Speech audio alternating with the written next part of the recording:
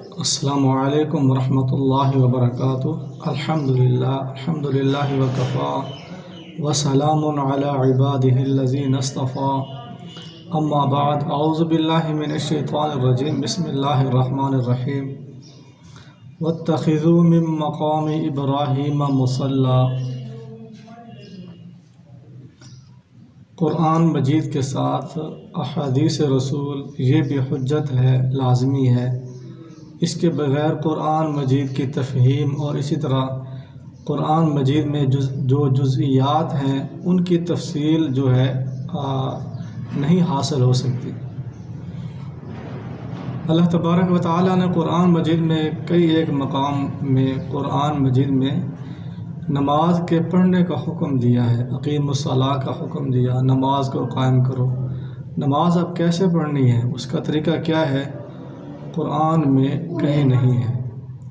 کیا قرآن مجید میں نماز کے طریقے کو بیان کیا گیا ہے یا نہیں بیان کیا گیا؟ تو اس کا جواب یہی ہے کہ نماز کا طریقہ قرآن مجید میں نہیں ہے، وہ احادیث رسول میں ہے۔ جو مسلمان نماز پڑھتے آئے ہیں انہوں نے کہاں سے حاصل کیا؟ پیارے پیغمبر محمد رسول اللہ صلی اللہ علیہ وسلم سے حاصل کیا ہے۔ اب دیکھیں سوال کیا جاتا ہے اور جواب کیا دیا جاتا ہے۔ سوال یہ ہوتا ہے کیا قرآن مجید میں نماز کا طریقہ موجود ہے یا نہیں ہے؟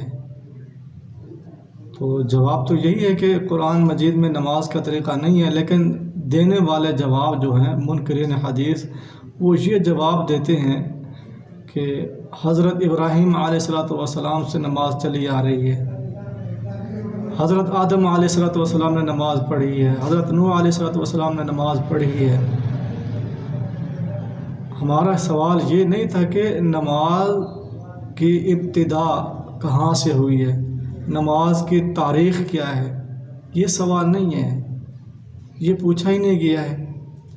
سوال یہ کیا گیا ہے کہ قرآن مجید کے اندر نماز کا طریقہ موجود ہے یا نہیں ہے۔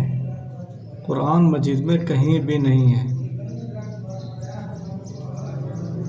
قرآن مجید میں یہ ہے کہ پہلے انبیاء جو تھے وہ نماز پڑھتے تھے، لیکن وہ نماز انہوں نے کہاں سے حاصل کی تھی؟ قرآن مجید سے حاصل کی تھی۔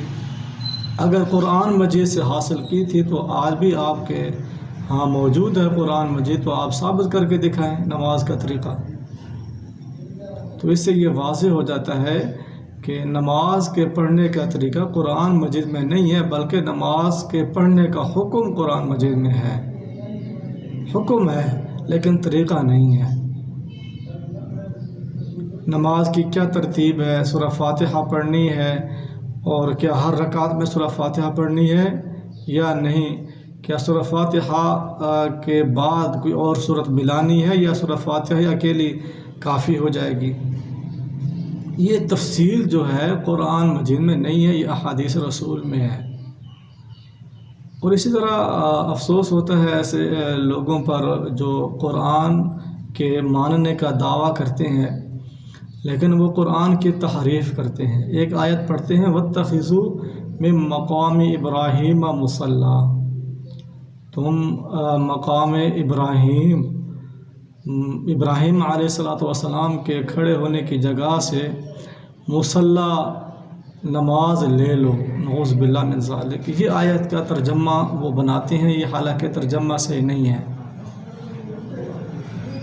وَاتَّخِذُوا من مقامی، تم پکڑو، یہ کہتے ہیں تم پکڑو، من مقام ابراہیم، ابراہیم کے کھڑے ہونے کی جگہ سے مصلی نماز کا طریقہ، نعوذ باللہ من ذالک، یہ ترجمہ کرتے ہیں، حالانکہ یہ ترجمہ نہیں ہے۔ واتخذوا، اور تم یہ کام، یہ عمل کرو، واتخذوا، یہ تم کام کرو، من مقام ابراہیم، ابراہیم علیہ السلام کے کھڑے ہونے کی جگہ پہ مصلی نماز وہاں پر پڑھو۔ مصلی اسم ظرف ہے، نماز پڑھنے کی جگہ، نماز پڑھنے کی جگہ۔ تو آیت کا ترجمہ یہ بن جائے گا مقام ابراہیم کی جگہ پر تم نماز پڑھو، یہ معنی آیت کا ہے۔ مصلی نماز پڑھنے کی جگہ، یہاں یہ مطلب نہیں کہ نماز لینے کی جگہ نہیں ہے، بلکہ مصلی نماز پڑھنے کی جگہ کو کہا جاتا ہے کہ وہاں پر نماز پڑھو، یہ معنی ہے اس آیت کا۔ اور نبی کریم صلی اللہ علیہ وسلم کی احادیث سے یہ ثابت ہے کہ جب آپ مکہ کا طواف کریں گے، طواف جب آپ مکمل کر لیں گے تو نفل نماز، جب آپ وہاں پر نفل نماز پڑھنی ہے اور مقام ابراہیم کی جگہ پر پڑھنی ہے۔ اور اسی طرح امت کا اس پر عمل بھی چلتا آ رہا ہے کہ جو امام کعبہ ہوتا ہے، نماز پڑھاتا ہے، تو وہ سامنے اس کے مقام ابراہیم ہوتا ہے، وہ مقام ابراہیم کی جگہ پہ کھڑا ہوتا ہے۔ تو یہ اس آیت پر وہ عمل کرتے ہیں۔ تو یہ کہنا ہے کہ وہاں سے تم نماز لے کر آؤ، وہاں سے وہ طریقہ لے کر آؤ، یہ آیت کا معنی مفہوم نہیں ہے، بلکہ وہاں پر نماز تم جا کر پڑھو، یہ آیت کا معنی اور مفہوم ہے۔ اسی طرح اگر یہ معنی ان کا مان بھی لیا جائے کہ وہاں سے نماز لے کر آؤ، تو سوال یہ ہے کہ انہوں نے کہاں سے نماز لی ہے؟ جو امام کعبہ نماز پڑھاتا ہے، امام کھڑا ہوتا ہے، نماز پڑھاتا ہے مقام ابراہیم پر، تو اس نے نماز کہاں سے لی ہے؟ حضرت محمد صلی اللہ علیہ وسلم نے اگر وہاں پر نماز پڑھائی ہے، ٹھیک ہے، وہاں پر پڑھی ہے اللہ کے نبی نے، یہ ہم مانتے ہیں، لیکن اللہ کے نبی نے بھی احادیث رسول سے نماز کو واضح کیا ہے۔ اسی طرح پہلے بھی جتنے انبیاء آئے ہیں جو وہاں پر نماز پڑھتے رہے ہیں، انہوں نے بھی قرآن سے جو ہے نماز نہیں لی، بلکہ اللہ تعالیٰ کی طرف سے ان کو وحی ہوئی ہے۔ قرآن کے علاوہ اللہ تعالیٰ نے ان کو طریقہ نماز کا سکھایا ہے۔ تو یہ اس سے بات سے یہ بات واضح ہو جاتی ہے کہ قرآن مجید کے ساتھ ساتھ احادیث رسول بھی حجت ہیں، قابل حجت ہیں۔ اگر احادیث رسول کا انکار کر دیا جائے تو مین عبادت جو اسلام کا بنیادی جو عبادت ہے نماز، اس کا طریقہ بھی آپ ثابت نہیں کر سکتے، نماز کا طریقہ بھی آپ بیان نہیں کر سکتے۔ آپ یہ تو کہہ سکتے ہیں کہ فلانا نماز پڑھتا تھا، فلانا نماز پڑھتا تھا، یہ تو آپ کہہ سکتے ہیں، لیکن اس نے نماز جو پڑھی ہے وہ طریقہ اس نے کہاں سے حاصل کیا ہے؟ وہ طریقہ کہاں ہے؟